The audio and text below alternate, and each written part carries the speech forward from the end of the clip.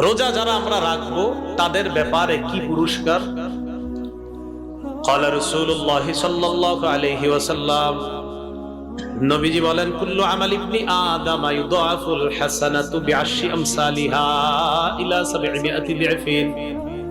ক্বালা আল্লাহু তাআলা ইল্লা আস-সাওম ফাইন্নাহু লি ওয়া আনা আজজি বি।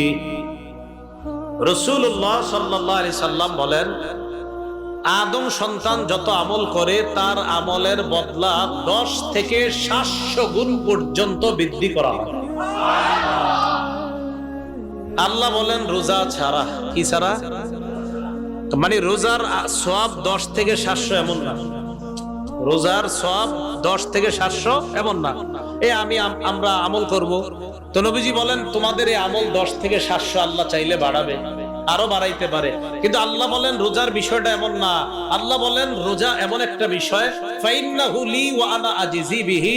রোজা আমার, রোজা মানুষ আমার জন্য রাখে, আমার খুশির জন্য রাখে, আমাকে খুশি করার জন্য রাখে।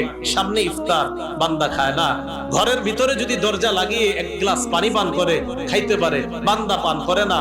পানির নিচে ডুব দিয়ে যদি পানি পান করে বান্দা পারে, কিন্তু করে না।